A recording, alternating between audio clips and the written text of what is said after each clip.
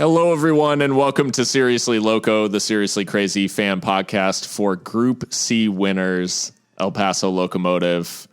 Hey. I'm Phil Bakke, and I'm joined tonight by Mikka Burrell. Mikka, what's up? Group C winners, I like that. I'm good. I'm good. Playoffs are here. It's insane. Yeah, it is playoff season. And gosh, yeah, it seems kind of like, I don't know, it was just yesterday that we were in the play. I don't know, in a weird way, it doesn't seem that long ago that we were in the playoffs. But also kind of like forever too. Exactly. Exactly. And tonight we also have Christian Canales, the Icebreaker King. Christian, what's going on? Not much. So Phil, Mikka, the people want to know, and by the people I mean absolutely nobody. So I think between the three of us, we've lived in a good, our range extends to a good part of the country, as far as where we lived, what we've experienced. So I'm curious, what is the best fast food hamburger? Fast food meaning you order at a counter and you go sit down. Okay. I don't know why, but I knew this was going to be about food. Dang. Phil? The best fast food hamburger.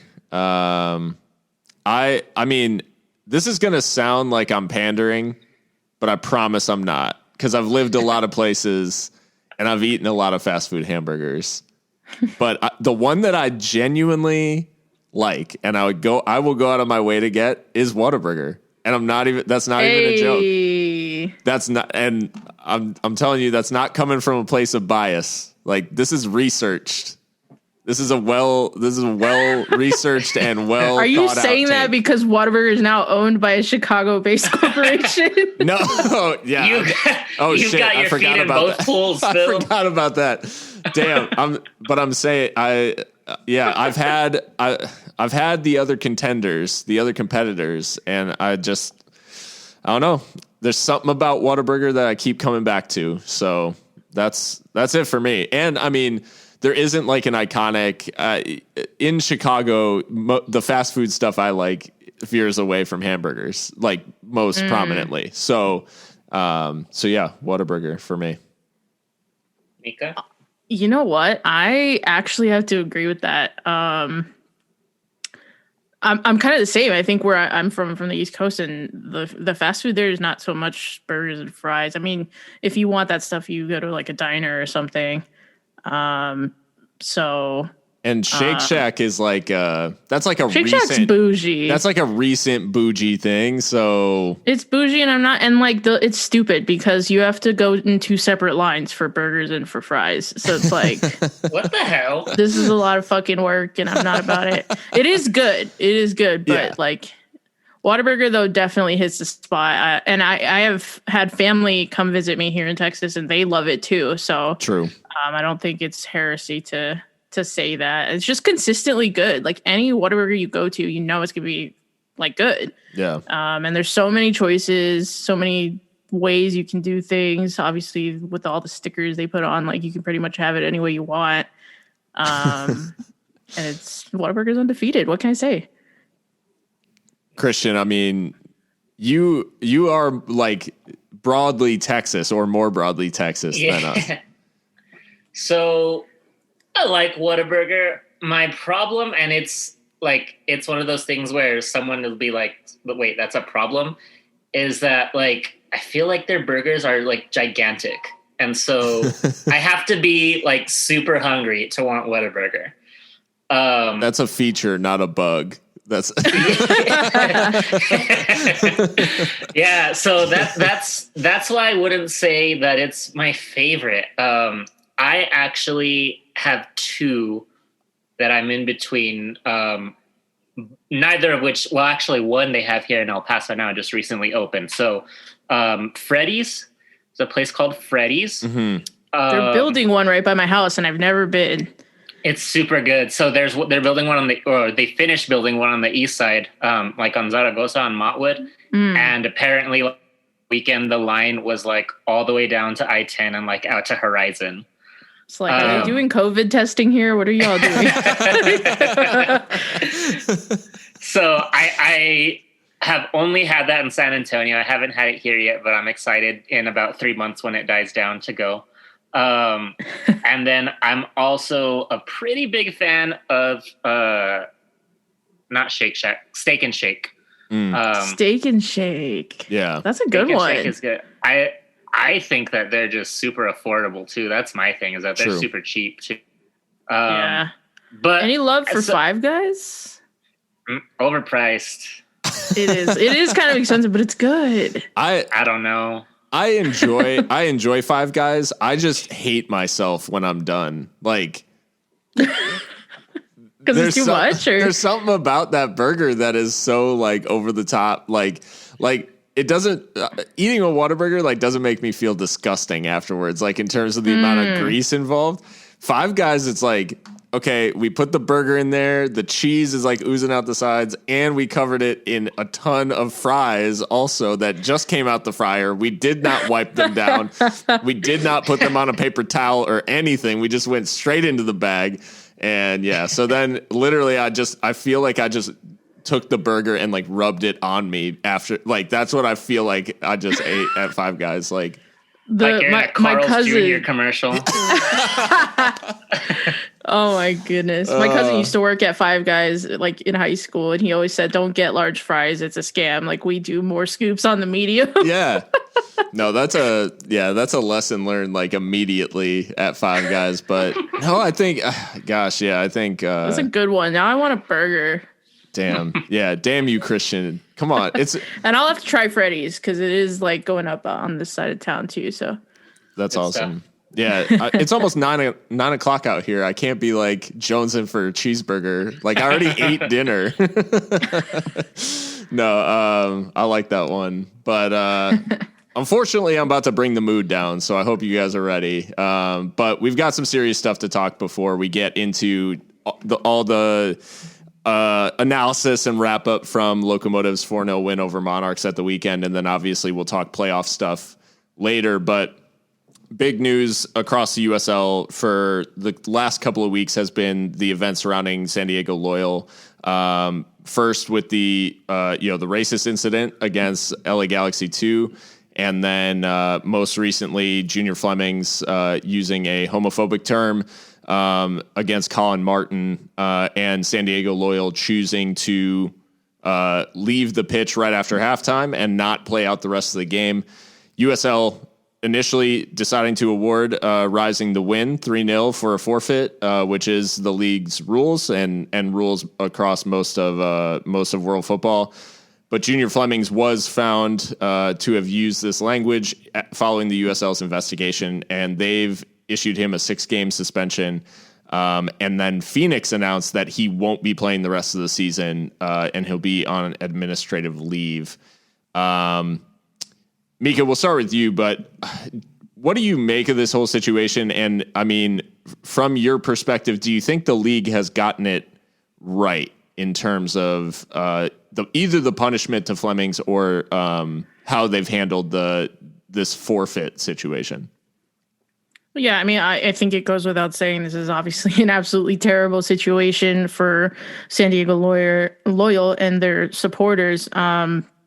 Two matches in a row that you're having to deal with discrimination is unacceptable. I mean, it's unacceptable even once, obviously. Right. And it's a shame that this is still a part of our game. And it absolutely shouldn't be. And I don't blame Loyal at all for the actions that their players chose to take. In this one with Phoenix with walking off the field. Obviously, the immediate reaction, I think, from most is that it feels wrong that Phoenix should be awarded a 3-0 forfeit win, I guess. But as you say, that is the rules in throughout the sport, pretty much. Whether it should be that way, obviously another question. I don't envy the people who have to make these decisions and make these calls because it's I don't know. It's just it's a really tough situation. Obviously, what what is clear is that this kind of behavior from the players is absolutely unacceptable. 6 games of suspension and administrative leave. I mean, to me, that sounds kind of like he's still, on payroll and Right. still part of the club, but just not playing. And I think his contract ends kind of concurrently with the end of the suspension. And yeah, I mean, for the league top scorer to be embroiled in this is terrible. Obviously, it's not a good look, and I don't know. I'm kind of all over the place here, but I just, my instant reaction is it just doesn't feel right. But at the same time, I cannot purport to know what the right answer is, and I just, this is, I don't know. I mean. I think Loyal definitely sent a message that this is not going to be tolerated. And, maybe in some way, if this forfeit stands against them, then it might just, propel that message even further. I would hate for that to be the case where they have to be hurt by this, but I don't blame them. I really don't blame them for having left the pitch.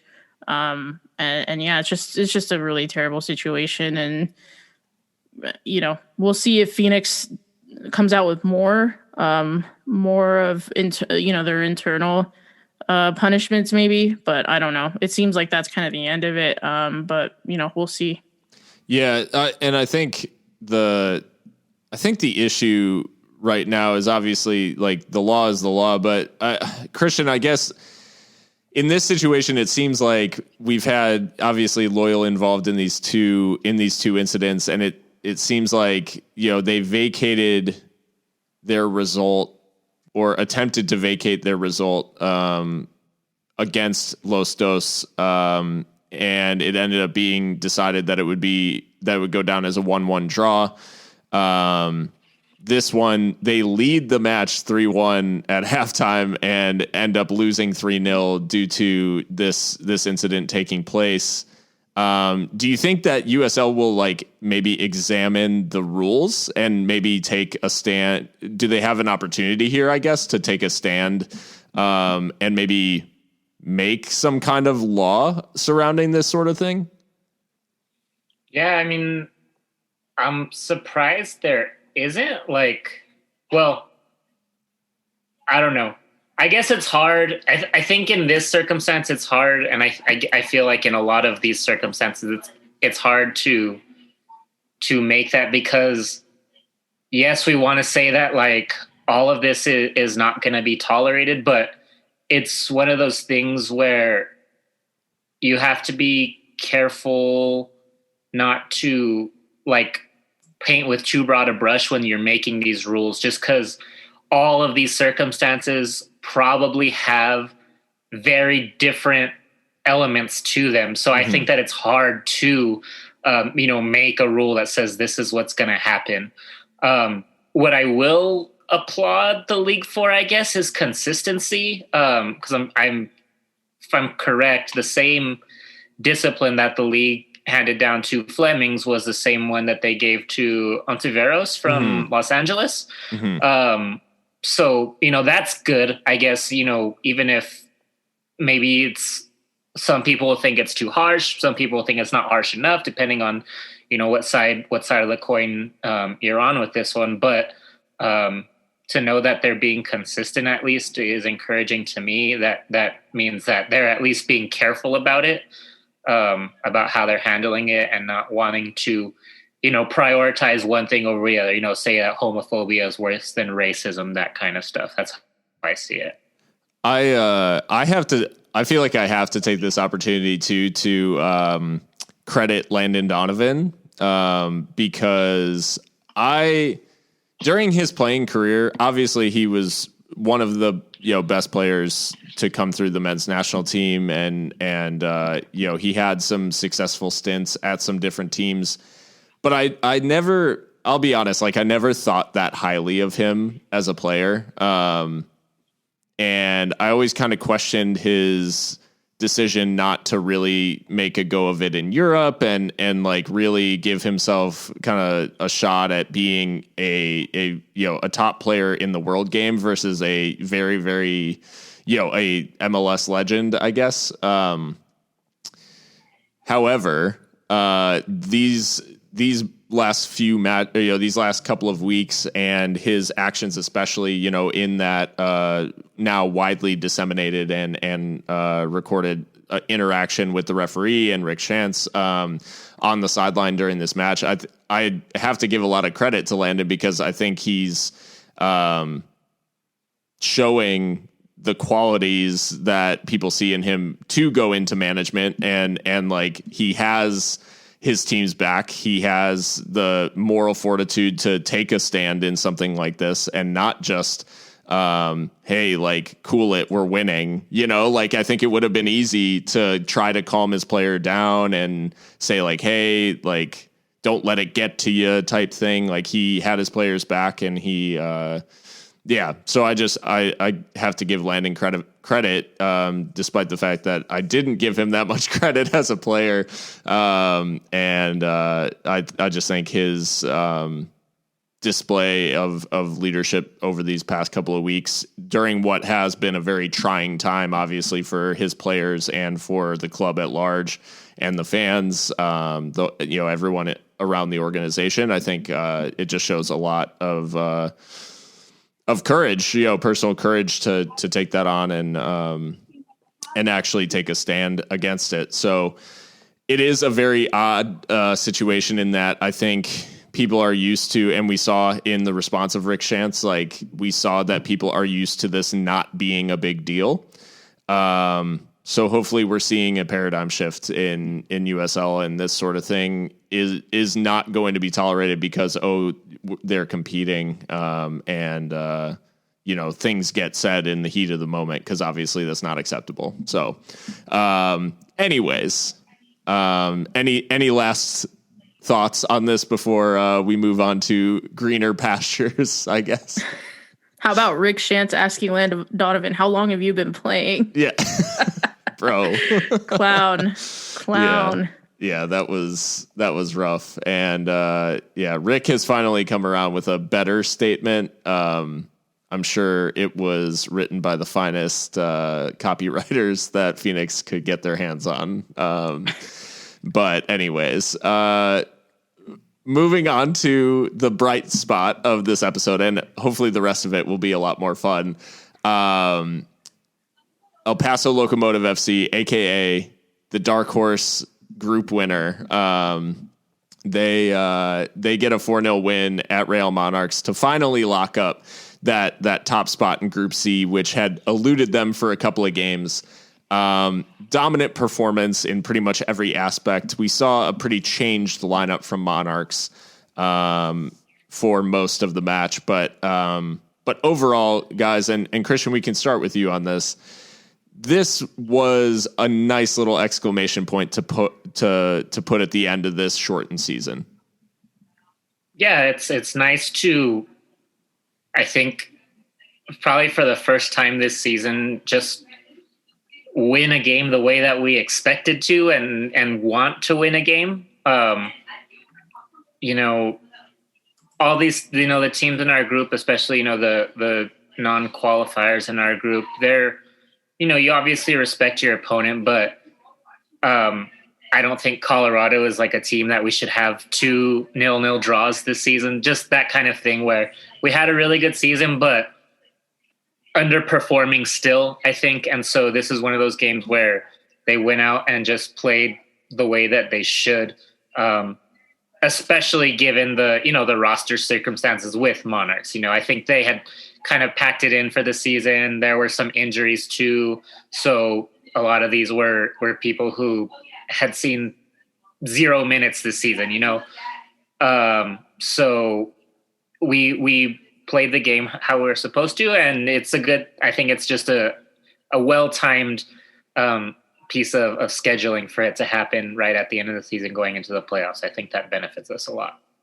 Yeah. I mean, Locomotive, obviously on a hot streak to end the season. And Mikka, I think one of the things that's kind of flown under the radar with a couple of those 0-0 draws is the fact that Locomotive now have 4 straight clean sheets. And that's a pretty good streak to carry into the playoffs as well. Yeah, that's incredible. And it's funny, I think Christian pointed out to us that those 4 straight clean sheets came off the back of Brent Kallman being recalled to Minnesota United. The constant back there, though, has been Mishak Jerome, who I think has been in stellar form. Yeah. I love to see Mishak kind of getting back to his best. I know we spoke on this pod previously about how he did look rusty, looked like a player coming back from a serious injury, to be fair. But he's been a mainstay back there and has been fantastic. So yeah, it's he's got a lot to do with that streak, I think, and long may it continue. Logan Ketterer is now leading the league in clean sheets. I think he's tied with somebody from the Eastern Conference, but might as well be a different league. So yeah, no, I mean, seeing the backline transform, we obviously gave a lot of credit initially to the signing of Kallman on loan, and he did make an impact across a couple of games that he was involved in, which also weirdly seems like it was ages ago. I don't know about you guys, but yeah, since his recall, I think we were a little concerned, obviously, with the Chiro injury and with Brent getting recalled, and with the way that Mishak had been kind of in and out of the team and maybe not as favored.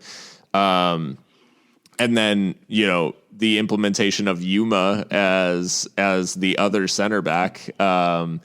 We've now got these four straight clean sheets, and if anything, they're in those couple of scoreless draws. It hasn't been the, last ditch sort of desperate defending that we've seen in the past. It was pretty assured. And I mean, this match being no different, no shots on target for Real Monarchs in 90 minutes. So you can't really ask for much more from a defense. And we saw in this match, though, Christian, as you mentioned, we saw a change not a change in system, but a lot of change in personnel, kind of from the match before. We had made we had rotated a lot against switchbacks.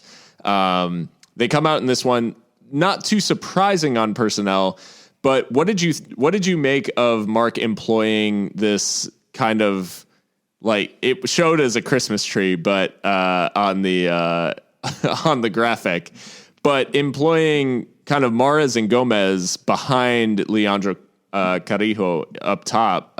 We hadn't really seen this exact kind of look. Were you surprised at all by this, or was this more or less what we could have expected? I think it was interesting in that I didn't know what to expect. I don't think it's a formation that we've ever seen Mark use, even going back to last year. So I guess I didn't really know what to expect. And honestly, I'm still, I don't really know what it did. I don't have any real insight myself, because I feel like everyone was still pretty much, at least offensively, in their same spots. They were working the same spots of the field. And I think that defensively, to me, I didn't see anything too significant. Like I said, that might be just an issue of the Utah personnel not really testing us. We didn't really have to see anything. So it was all a wash to me, honestly. Mika, it all happened so fast in that we often create early chances in these matches, and we've kind of lamented some of the finishing and the inability to finish off these early chances. In this one, a ball over the top from Mishak, a nice little knock inside from Maka King, and Dylan Mahrez with the arrow into the bottom corner. This is the type of start that Locomotive have seemed capable of, but often haven't executed. How nice was it to grab that early goal? It was nice, and definitely I was caught a little off guard by how early it was. I think it was the 8th, 9th minute. Great goal, nice finish, nice build up. Everyone was in the attacking half of the pitch. Real Monarchs were definitely pinned back. And like you said, it was that nice clip ball from Mishak. And then I want to think Maka does that volley pass on purpose. Ultimately, he finds his man, and then Mars is able to finish. But yeah, it's a nice goal. But at the same time, and I think you see this on a lot of the goals, Real Monarchs were just kind of frozen, like that. No one could really react in time to anything that was going on, in their half. And with Mars, he's just in like loads of space that's just poor defending, honestly. And Slayton, I think it was unfair to him, the score line, because I think he's actually, decent, but yeah, just wasn't their day back there for Real Monarchs. But yeah, I'm pleased for Mars. That's 4 goals now in the season. So a really good return from the number 10. Yeah. I mean, Dylan in this one, Christian, he grabs the goal, adds an assist. So I believe it puts him on 4 goals, 5 assists for the season. How much of the onus now as we go into the postseason is on Dylan to be that creative outlet now that we are lacking Omar, pending his still unknown knee injury? How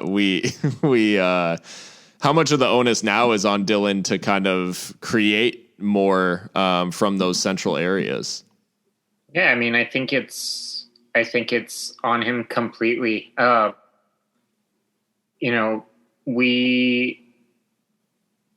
He didn't start in Colorado, and you see what happened in Colorado. It was kind of an underwhelming performance offensively.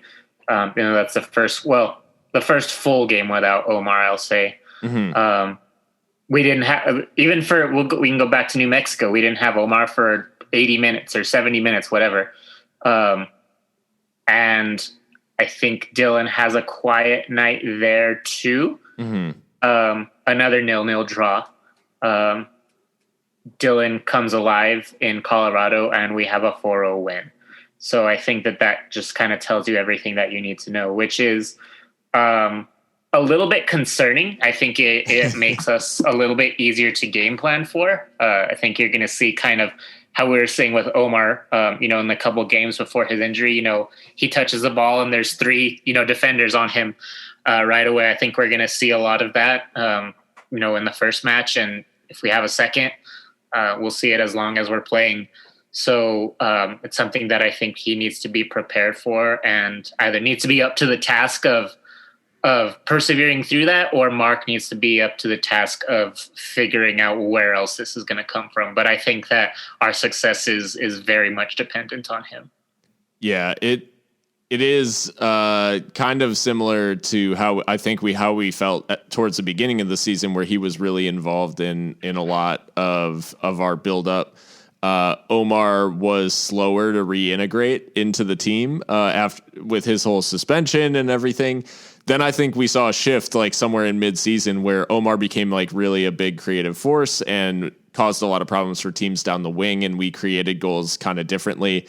Now we're back to kind of where we started and needing to create goals from central.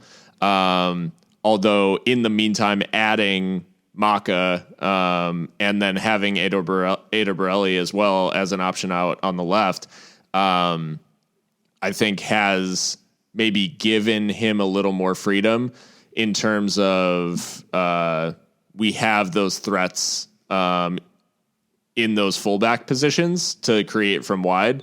So yeah, I think there's definitely a lot of onus still on Dylan to either create or be on the end of these moves, because he, in our creativity talk, we see in this one that he still has a really good finish on him as well. And he can certainly, if he gets in and around the 18-yard box, he can and will finish goals off. But another player that we've been predicting to score for quite some time, and he has had a little bit of a drought here towards the tail end of the season, Mika, is Josue Aron Gomez. And in this one, he's denied by the woodwork a couple more times, and it was looking like, oh my God, is it another game where he goes full Nick Ross and is just bouncing him off the bar for 90 minutes. No crossbar challenge. But Josue Aron Gomez does eventually grab a goal in this one. Little bit of luck in how it comes to him, but good for him to get back on the score sheet. Absolutely. Yeah, I told you all he was saving it for the postseason. So he's just getting warmed up now with this one. Yeah, I know when he hit the post those 2 times, I was like, oh man, it's just going to be one of those. But, it is luck that the ball bounces to him. But at the same time, you need to be, in and around that 6-yard area that, in the penalty area to get those chances. So good on him to be roaming those areas and looking for the chances when they come, because again, I thought Real Monarchs, granted there was 11 children out there for them, but I just thought defensively they were just wide open. Shout out Chapa Herrera though for keeping this play alive, because he pressed like a monster on that poor midfielder, whoever that was, that just completely was not expecting someone to be up in his face like that and winning the ball. And so he keeps the attack alive. So yeah, it was just a good team play, really, at the end of the day, when you take into consideration how the ball got back into our possession for Gomez to put the second away. So an interesting footnote about this for my own viewing experience is the first time that I watched this game, I didn't actually watch it. I had the ESPN Plus broadcast on my phone in the car while I was driving and listened to it essentially on the radio. The poor Real Monarchs announcer who was by himself in the booth for whatever reason. This organization is like hundreds of people, 3 different first teams, and they can't find one other guy to sit in the booth with this poor play-by-play guy. I found out after the game that I had a fundamental misunderstanding of how things played out, because I thought Brian Rebellon was in the box every 5 seconds. I just found out that he was calling Gomez, Chapa, he was calling everybody Rebellon except Brian. Like that, he could not identify him. Yeah. So anyways, I thought Brian, like I got out of my car and was like, wow, Brian had a stormer. He was absolutely everywhere. And he didn't play poorly, but he certainly was not as involved as the announcer made it sound. But in this one, Dylan involved again, and actually almost scores from the initial chance. Is there any sort of assist, Christian, for absolutely leathering one at the keeper hard enough to where he's so disoriented he can't save the follow-up? Yeah, I mean, there should be. You're contributing. I think assists are a funny stat in any sport. I think hockey's the only one that gets it right. As far as, literally everyone who contributes to the buildup gets some numbers for it. and Christian, I mean, your boy Aron scores. Ada Borelli, Leandro Carrillo, unfortunately, again, goalless in this one. The drought continues for the big Bravo. But we're likely to see him a lot more over the coming games, because I mean we still have, as far as recognized strikers, it's him and Josue. So what's the feeling around Leandro Carrillo now? Yeah, I mean, obviously he's not scoring goals like we expected him to. It's hard. It's frustrating to watch because I don't think that he's honestly contributing that much to the team when he's out there. My consolation is that it must be good to have him, in the locker room and, in training with these guys. At some point, the athleticism, it's not there anymore. And I'm not saying that that's where he's at. I'm sure he can still play, but I think that especially in this league, there's just a lot of just athleticism around, and even with all the football knowledge in the world, I think that the athleticism outshines on the field, in the 90 minutes. But I think that his presence is still pretty invaluable. I'm curious. I just wish that we knew more what the front office was thinking as far as like, what is Gomez's future here? You know, is he another long-term deal? Because if so, that just makes me super excited too, to have him continue to work under him. Obviously they spent time together in Juarez. So they have at least a little bit of a relationship, but if that's something that the club is trying to foster and grow and make them part of like the culture, that excites me. I think it's kind of a buzzword in sports, you know, culture, or even in business. But you know, as a San Antonio Spurs fan, that's a big thing. That's the locker room culture, that kind of discipline and integrity and just fundamental, you know, just executing the fundamentals of your game is just something that will take you a long way in the long term. So I think that might be what his role is, but there's still at least one more game for him to get on board here. So I'm not giving up on him yet. I think in my score prediction, I might even hang it on him for this one. Well, I mean, I think that is actually not that bad of a shout, because one, he has been actually unlucky not to score so far. He's had a few chances where, you know, we obviously would have backed him to. So I think at some point, he just statistically speaking, like the odds are one of those will go in. I mean, he could have had one here, you know, if he's just a step slower, which God knows he could be. If he's a step slower in I think it was Gomez's shot that hits off the crossbar, you know, that's off his chest and into the goal. Right. And then the New Mexico one where, you know, if his neck's just a little bit longer, so like you said, he's had some of those chances. So yeah, hopefully it happens. We'll see. But the player who did take his chances in this game quite clinically, I might add, Saeed, a.k.a. Saeed Robinson. Saeed comes into this one late on, and the first goal is, Mika, a combination of a pretty nice passing interchange in midfield that breaks that gets Saeed in behind Monarchs backline. But the goal itself really comes from Saeed showing patience and waiting for the right opportunity and a half decent finish. Yeah. First of all, he does really, really well to stay onside because it looked close, so much so that the lone commentator wanted to see a replay of that, and I had to ask this man if he was new here. We don't do that here. Exactly. But no, the finish is superb. It reminded me of Raheem Sterling's finish against Leeds this week. Just, you know, cutting across the area, waiting, dribbling two defenders, and then rifling it in your post. So it was a really, really good goal. And yeah, I think, you know, when you get into those positions, it can be really tough to wait for the right time. And he was ice cold in that moment. Yeah.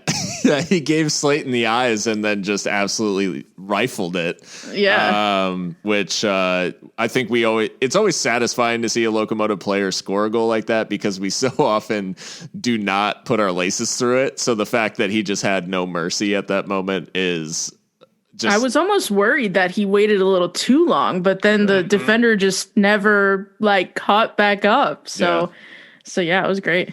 And I mean, it's also nice to see Saeed scoring in a game that isn't against switchbacks. I don't know if that just, and coming off the bench. I mean, we always love to see those impacts, you know, from the subs. So yeah.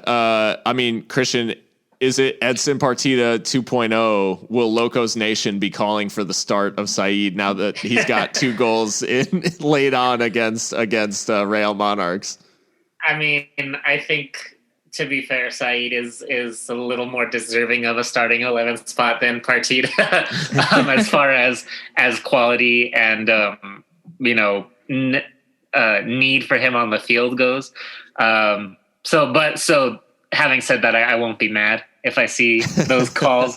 I think he's good coming off the bench, though. I think that obviously we know that Leandro can't play 90 minutes, but I think that having Said come off the bench is a little bit better. I think that having that spark, in the 65th, 70th minute is more effective than bringing in Carijo for those last couple of minutes in a circumstance where that sub might be the difference in the game. I think I would rather have Said come on in that circumstance. So I hope he stays on the bench, but I do hope that he gets his minutes.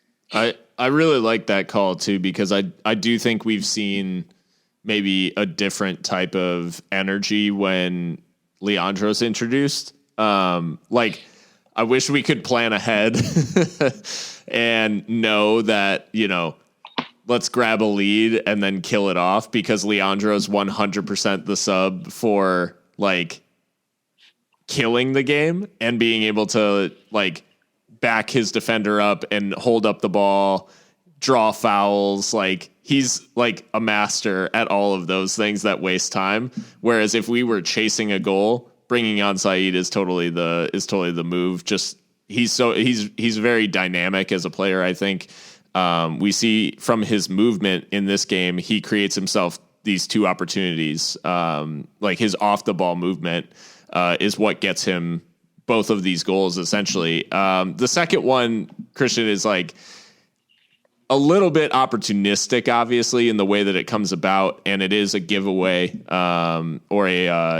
it's really just a heavy touch from a Monarchs player that lets him get in behind. But another show of composure from Said, so a little bit of confidence going into the playoffs for him as well in front of goal. That should be pretty helpful too. Yeah, I think it's interesting, as far as his decision on that last goal. We're up 3-0, in the 87th minute. There's really no need for him to press on a ball that's going back, on a back pass. Mm-hmm. But to know that he has that energy, coming off the bench, that he's willing to do that extra work just to make sure, it is promising.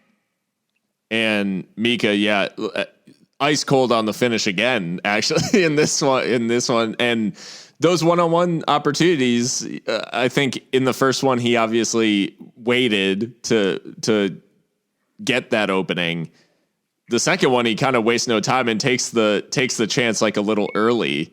And I think it actually catches him out. So a couple of different changes of approach, and something we haven't really seen from Said, because his goal before this was off of a set piece. So we hadn't really seen this kind of thing from Said. What do you make of that going into the postseason? I mean, yeah, it shows that he can do a lot of different things. It is pretty much like a snapshot. Very quick. He doesn't have a lot of space, and the angle closes, rapidly in those areas. So I think it was the right decision, obviously, for him to take it. And, I think one thing that he does well, compared to some of our other attackers, is the shots are on target. We're okay if they don't always go in, but if they're on target, that's half the battle. And he seems very good at that, at controlling those shots, making sure they have that right balance of power and accuracy that you might not see from Omar Salgado or the like. So I'm so pleased for Said, and I'm not gonna lie, I had no inkling whatsoever that he'd be such a difference maker as one of those mid-season signings that we made. And so I'm pleased for him, and hopefully he's part of that future that Mark was talking about. The other welcome sight towards the end of this game was, and Mikka, I believe you tweeted this from the Seriously Loco handle, Nick Ross did make an appearance in this one and got a run out, got some minutes. Always nice to see him back, obviously. But that must be a big boost for the squad as well. Absolutely. I mean, he's just got so much quality, honestly. And he's a second-year player, so he knows the system very well. And, given the injuries that we already have to Omar and Chiro, it's nice to get a bona fide first team starter back. So I was really happy for him to get some minutes and just get the pitch under his feet and get a feel for the game again. It's impressive too. I mean, when you hear knee surgery, you think that's pretty serious, but he said 4 weeks and it was about 4 weeks. So, big ups to the trainers, of course, as well. And on, making sure that Nick was able to safely return to play. And I hope that he'll be, fit enough for this postseason stretch, which I hope will be a long one, obviously.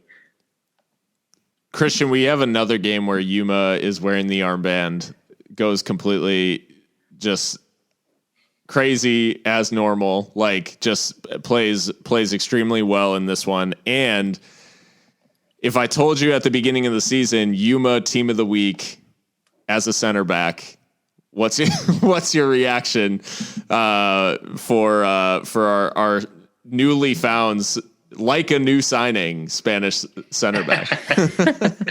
Yeah, it's weird.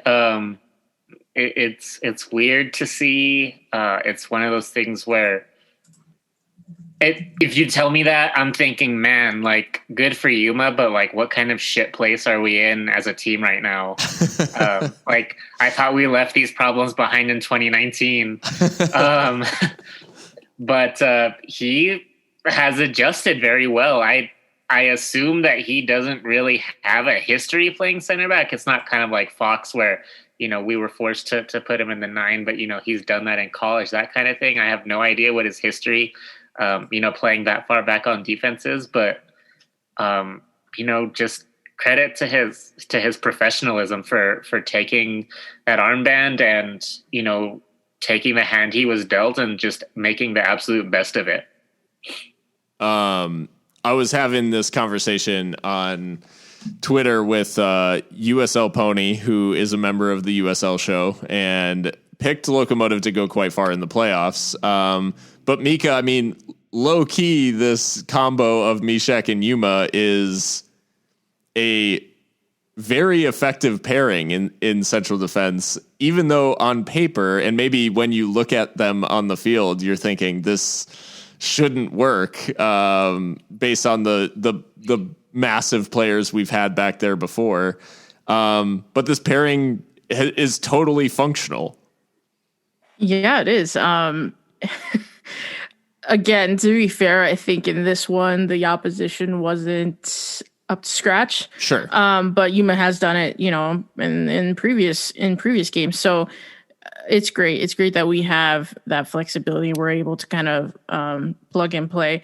Again, Yuma just looks like a different player the further back. When he has the entire pitch in front of him to look at, I feel like his quality really shines through in a way that it might not in midfield, where sometimes he's having to come back and make a last-ditch tackle or foul professionally. When he's got the whole pitch in front of him, he seems very calm and assured. And obviously also with the captain's armband, I'll keep saying that, is I think he really, really relishes it. So, yeah. And then, of course, like I said, I think Mishek's in fantastic form. So, yeah, you would think two kind of, for center backs anyway, smaller players, two ball players, not so much physical, but very technically gifted wouldn't work, but it seems to have worked so far. And I think also that's kind of a product of the system too, because the midfielders, everyone defends. Everyone knows that they need to press and to defend in this Mark Lowry system. So I think that helps too, is knowing that you're not going to be stranded back there, whoever is back there. So the match ends 4-0, as we said, and Locomotive do wrap up Group C. But was there anyone from Monarchs for you guys that wrapped up a spot in our shithouse 11? There is precious little time before the season ends, and the transfer window closes. Yeah, it doesn't just close; it slams shut. It's slammed shut. The window is slamming shut. So, do you guys have any shouts? I mean, Monarchs had like 4 players booked in this one. But I know it gets tougher when the result isn't as hotly contested as we've maybe seen in the past.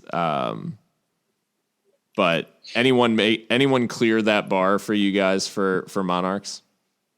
There was that one fucker. I think he did he have, was it, what was his name? Vega? Was there a Vega with blonde hair, like bleached hair? Was there a player with bleached hair? It's a soccer game, so more than likely not, or more than likely yes. Devin Vega. Yeah. I tell myself I'm going to take better notes for this specific reason every week, but I keep failing. Yeah, there was one guy who, I think this was him. Googling him now. I'm pretty sure this was him. His hair is slightly bleached. Anyways, he had a couple of harsh tackles and a couple words with the ref that I found unnecessary. Nothing too drastic, but if we have to, I think that's who I'm selecting. Fair enough. Mika, you got any thoughts on this? Not really. I didn't feel. I just felt like they were so overpowered that there was no opportunity for shithousery. I think if they had a little more time with the ball not in play, maybe. But we were just going at them the entire time. I felt like there wasn't that many stoppages either. Like the ball just, the game went very fast for me. I don't know how you all felt, but none that I can think of or that I thought were so obvious as to warrant a place in the coveted 11.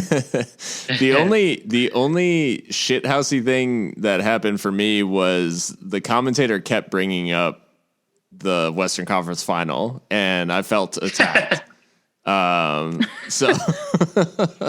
So no, I think Vega could get in because Vega's history is, fun fact, Christian, he's from San Antonio. And has played for Phoenix Rising before joining Monarchs. So, if anyone's going in, a former Phoenix player is certainly a candidate. Okay, I thought for a little while there, it looked like you were implying that people from San Antonio were shithouses too. So I was going to fight offense to that. Well, only slight offense meant. No, I'm just kidding. So Devin, I think he'll get maybe a bench spot. He's certainly not going to be a regular starter for the Shithouse 11, but he can find a spot on the bench. And guys, I'm going to go ahead and move straight into the score prediction update. Christian, I think things are more or less wrapped up here, unfortunately. Yeah, I really had an opportunity to make up some ground, but fucking Saeed had to come on and ruin everything. I had picked a 2-0 win with Maris scoring, so I'd had that on the money until Saeed decided to ruin everything. But all of us picked a win. And all of us had a goal scorer. Phil had Gomez scoring. Mika and myself both had Mara scoring. Austin actually was unable to get a pick in time. So he unfortunately gets no points. But I'm sure he does not care even a little bit with his lead that he has. So for the most part, the table stays the same between us. We all get 2 points closer to Austin, but Austin has 21, Mika with 15, Phil with 14, and myself with 12. So assuming we make it to the final, that's 4 games? Everyone's still very much in it. Austin only has a 9-point lead over last place now.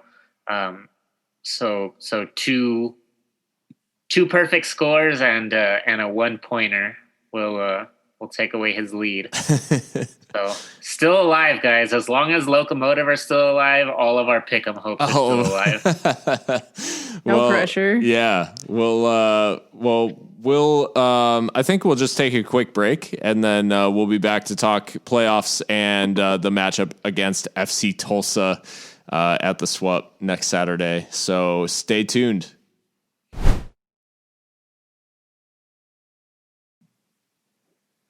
Welcome back to Seriously Loco. Guys, it's playoff season, as we said at the top of the pod.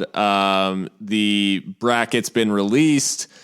East and West all decided in terms of these first round matchups.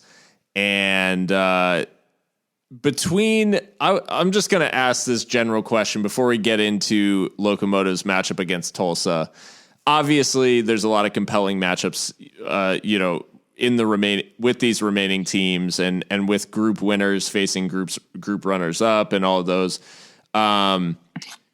We'll obviously have our eyes on Locomotive Tulsa, but is there another playoff matchup? And it could be East or West. I know we don't watch a lot of the East because just by nature of the fact that we're deeply involved in Locomotive.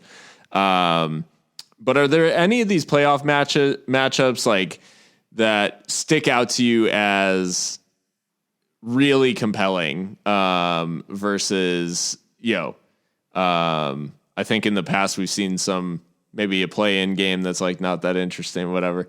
But the shade in this bracket, what do you guys see as kind of the most compelling match outside of Locomotive? I think there's two really interesting Western Conference matches to look at.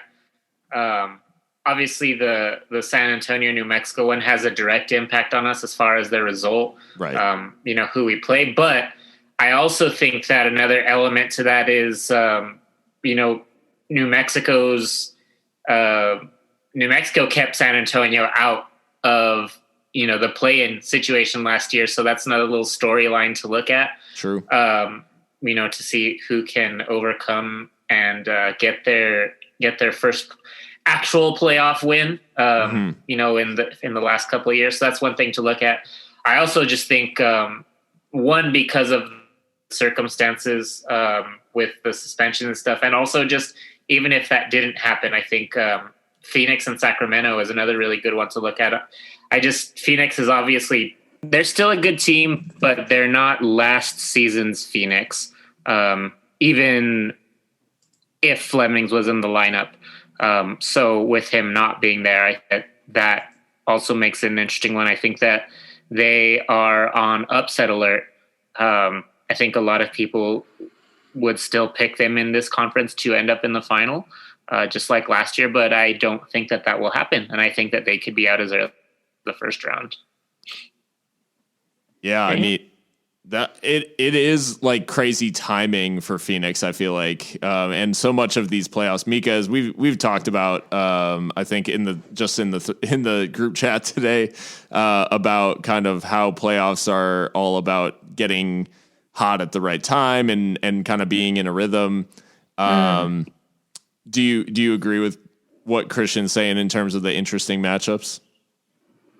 Yeah, absolutely. I mean, it's hard to look away from San Antonio and New Mexico because, they're two, I think, well-matched teams. I think sometimes San Antonio, while they're good, I think maybe a tinge overrated, sometimes same with New Mexico. So, still talent, obviously, in both those sides. So it'll be interesting to see.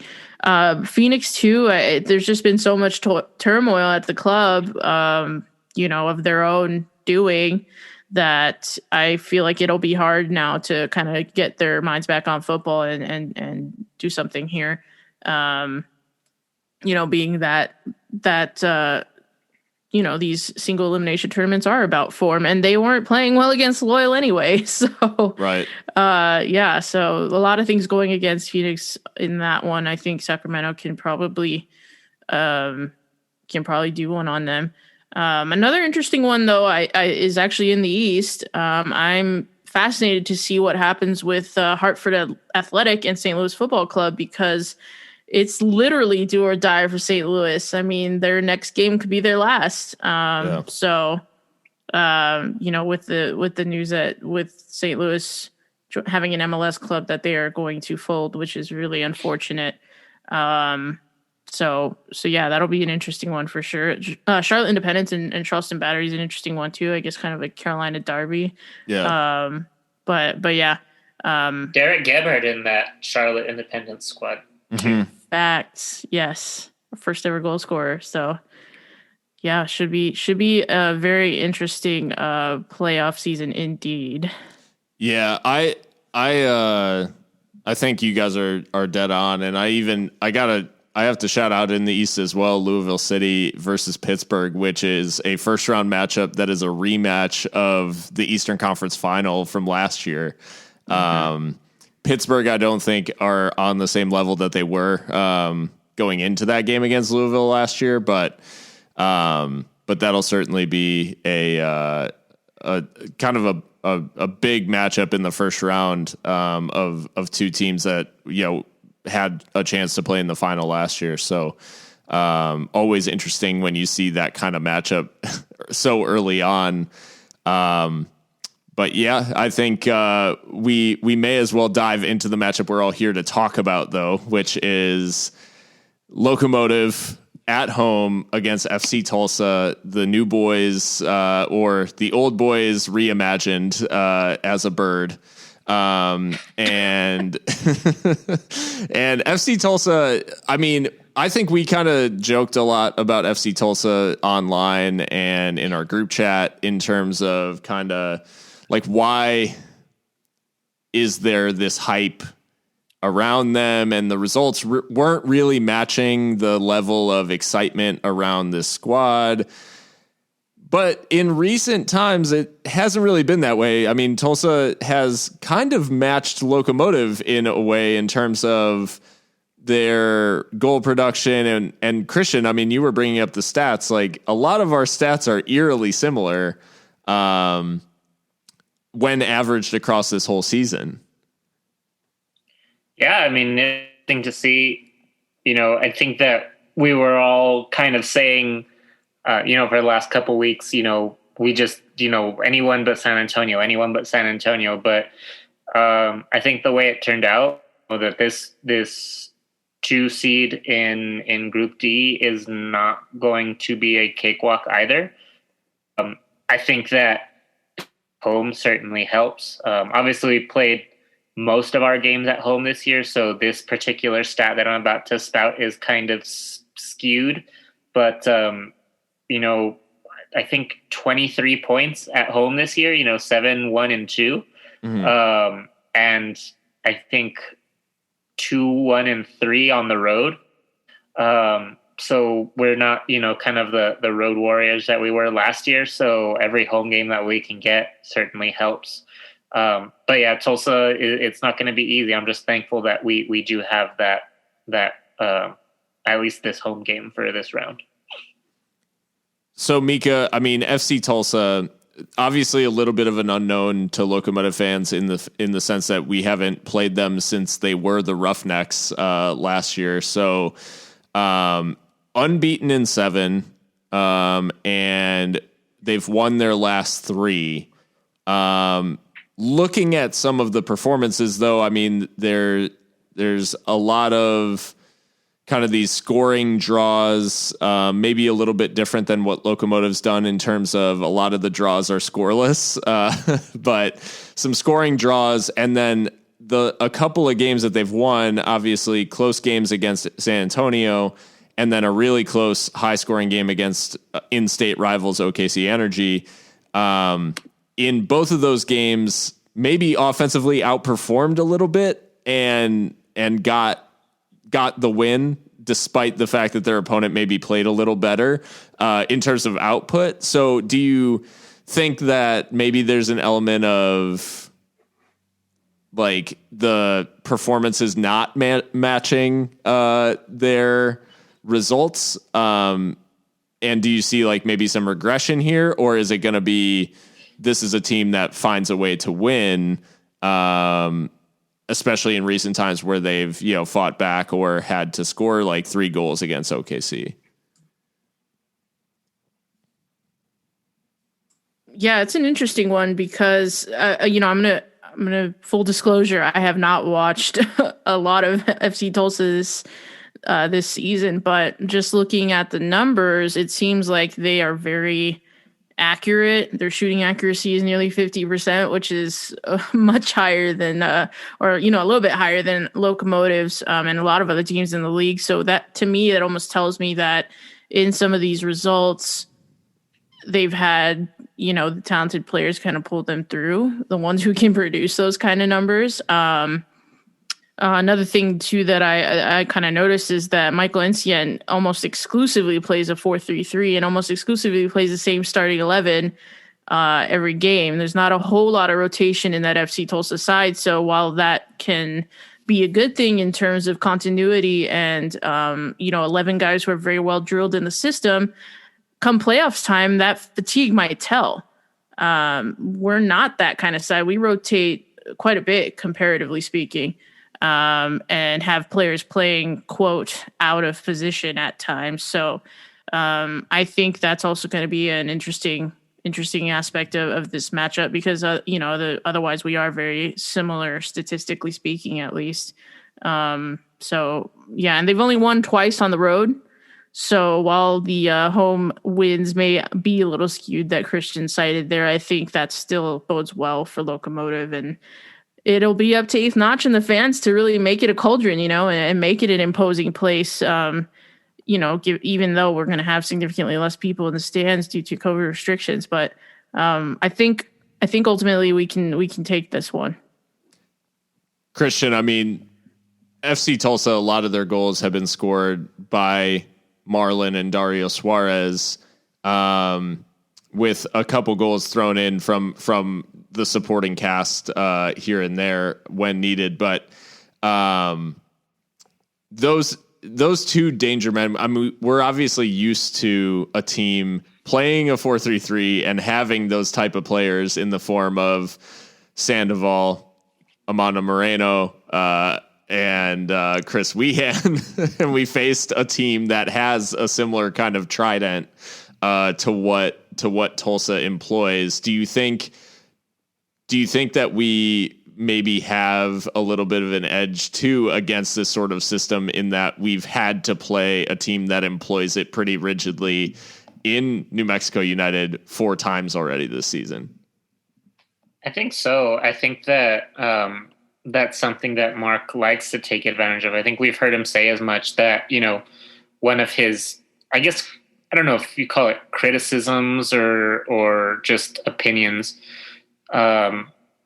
is that there's a lot of similarities in teams in this league.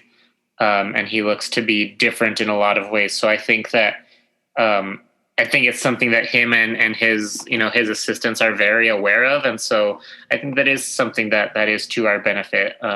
Something that, especially, when it does come to playoffs, especially in these circumstances where even teams that are in our conference that we would normally play twice a year, we're coming into the playoffs having played them 0 times and having no idea what they've been up to this year. I think that being able to kind of narrow things down makes it a lot easier to game plan for.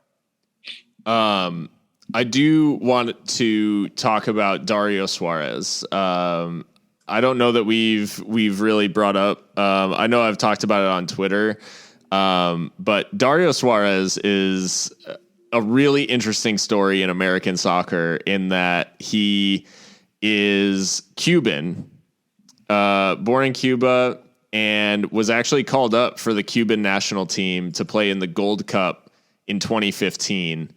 And at his hotel in Charlotte, he told them that he was going for a walk, going to the supermarket, and just never came back and defected to the United States. So really interesting story in that from there, he made his way to Ann Arbor, Michigan, played for AFC Ann Arbor, which is still a club in the NPSL at the amateur level, made his way from there to Miami FC's team in the NPSL, which Dylan Mares also applied his trade at in those 2018 to 2020, and then got his move to FC Tulsa before this past season. His first truly like professional team in the U.S. So the fact that he's done some stuff for FC Tulsa, as much as it pains me because he is an opponent, he is a pretty cool story, and the fact that he's scoring goals now at a professional level is just, I mean, it's just, you kind of have to like tip your hat and be like, this is kind of a unique story, not just for the fact that he, you know, like made his way to the U.S. in kind of a roundabout way, I guess, but also that he made his way up through the amateur ranks of the game and into the professional, which is just, I always enjoy because, you know, it shows that there is a level of talent kind of bubbling but beneath the surface and not just hovering around, you know, MLS or USL levels. So I just wanted to share that. Yeah, you hear these defection stories a lot in Major League Baseball, of course, with the Cuban players in that league. And I can't even imagine doing something like that to chase your dream, your sporting dream. It's incredible. I'm sure it's probably very scary because there can be some serious repercussions for that. But good on him. You know, I definitely respect that he did something like that to chase his dream, and he's playing very well. 8 goals, 1 assist, not bad at all. Definitely an opponent that I can respect, and I'm looking forward to seeing what he does, you know, at the swap. So yeah, it's an incredible story, and I would not have the guts to do something like that, I don't think. Luckily, I've never been in a situation to think about that, but I mean, it's just nuts. Right. Yeah. So he does scare me a little bit, but I will say that I do think that Locomotive have the tools to be able to handle him and Tulsa's threats. But Christian, in this one for Locomotive, who is your main player to watch, and what is the aspect of this one that you think will make the difference for Locomotive? At home, I don't worry about the defense so much. So I think that creating offense is going to be important. I think Dylan is kind of the easy pick that I already alluded to, but I think that it's really time for Gomez to turn it back on again. You know, he got his goal in the last game of the season, similar to last year where, you know, he really turned it on. And I think was, you know, averaging 1 a game from probably the last 2 games of the regular season all the way through our couple of playoff wins. So I think that it's time for him to come back to form in that regard and really really kind of almost make a legacy for the team, I would say. Yeah, I think this is a massive game for Gomez, just down, you know, primarily down to the fact that he has been such a goal scorer, or such an important goal scorer for us in the postseason previously. And yeah, he can kind of cement that history with the club if he can demonstrate that again. So it'll be very interesting to see how he responds to getting that goal in Utah, and hopefully he can carry on a little bit of a streak now that he's paid his dues with the drought. But Mikka, for you, who are you watching in this one to make the difference? Let me think here. I think it's going to be very important for Mishak to continue his form. I know, you know, Christian, you rightly, I think, say you don't worry too much about the defending at home, but he starts a lot of our attacks though. So that's kind of where I'm looking at him, is to not, you know, go into any kind of shell or feel any pressure now that we're in the postseason, and just continue to play those nice chip balls, those long balls, even step up to some dead ball situations if the opportunity presents itself. So yeah, I'm hoping that the Haitian can continue to play very well and anchor us, but also spring us forward too. Yeah, I think he'll certainly he'll play a massive role in this one. And the one thing that stands out to me about Tulsa when I'm thinking about how Locomotive will play against them is that they tend to possess the ball more than their opponents, I would say. And maybe there's an element of because both against OKC and against San Antonio, they had about 65% of the ball. And we know that, especially San Antonio, we know they're a counter-attacking team, so they don't mind conceding possession. We are not that team, and we obviously are going to want to have our share of the ball. So I'm interested to see if Tulsa try to assert themselves in that manner and try to have more of the ball, because I think that will lead to an interesting battle in midfield. In which case, I think, I think Chapa actually becomes a quite important player. Depending on the selection that Mark goes with, it could be one of Chapa, Brahim, or Nick, depending on his fitness. Although I don't know that we see Nick from the start in this one, but he could certainly play. I think in theory, we'll see how much Mark is willing to, potentially risk him. But I think Chapa becomes important because he does so much of the hard work in winning the ball back and closing people down and really just congesting the midfield, kind of gunking up the works as it were. So I think Chapa is potentially kind of a difference maker for Locomotive against a team who's going to try to get the ball down and play. Because he just harasses people and can win it back, and we've seen can start attacks from winning it back. So that's an opportunity, I think, for Locomotive. Well, guys, we've all had our say now, and it's down to crunch time. It's the prediction and time to close this one out. I always am nervous ending these episodes because I don't know what the future holds in terms of Locomotive season, because win and we continue and lose and we're out. So guys, what do we think for this one? I think Christian, you're kicking this one off for us. Yeah, I think that we continue our home playoff dominance from last year, but just maybe a little step down just because of a lot of different circumstances, not the same season as last year. We're missing some people, etc. So instead of the 3-0 thrashing that we Fresno last year, I'm going to say 3-1. And I'll even go as far as to predict how this is going to happen. This is for fun, no extra points given. But I imagine that we'll get an early goal, go up 1-0, concede coming out of the second half, or coming into the second half, between the 45th and 50th minute. And then I think that we get just a worldie of a goal in about the 75th, and then shortly after in the 80th, we cement it with the third.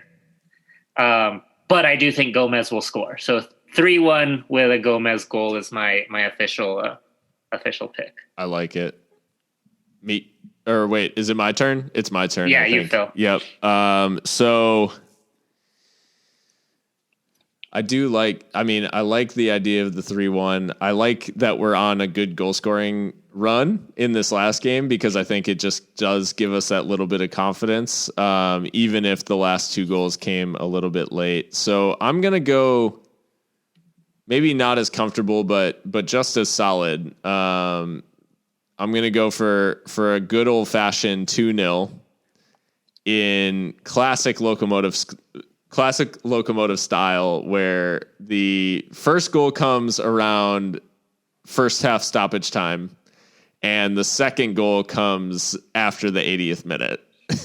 So there's one goal that just kind of separates everybody for about the whole second half until we get the dagger. And I will go for Dylan to continue his goal scoring form. Just because I think he'll be central to everything we do in this one. Nice. You guys are confident. I like it. Let's see. I think we go 2-1. And I'm going to pick Mahrez from some kind of dead ball situation, maybe even a penalty. Ooh. Maybe even a penalty. Tulsa have had 2 red cards this season, so we have had none. True. So maybe it's time for some shithousery. So yeah, that's my shout. Behind the back, arms behind the back, Yuma gets slapped by an FC Tulsa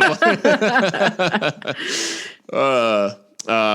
And we will have to update via the I guess in the next episode or maybe via the Twitter. We'll update with Austin's prediction. We'll be sure to get it in before time, so he's not disadvantaged in this prediction league as advantaged as he's been throughout the season. But I think that about does it, guys. Is there anything that I'm forgetting before we sign off? I don't think so, guys. No, man, I cannot believe that we're already here. It's crazy. Yeah, it's been the longest short season of all time, and I think we are all obviously extremely excited about a playoff match being back at the Swap. It'll be nice to be able to hear the energy. It certainly won't be on the same intensity level as the last playoff game played at the Swap, because that was electric and in front of a full crowd, obviously. But I am excited that they've got, capacity for now. And we will enjoy the atmosphere of another playoff game. Hopefully you guys have enjoyed this episode, and you can find it on Spotify, Apple Podcasts, Google Play. And if you want to leave us a review or follow us on any of those platforms, depending on what they allow, we'd really appreciate that. You can also follow us on Twitter at Seriously Loco and on Instagram at Seriously Loco as well. Seriously_Loco. Yeah. And we will have all of the coverage of that playoff game, that fateful playoff game on Saturday evening, as well as what's going on around the West, especially as Locomotive potentially look ahead to new opponents.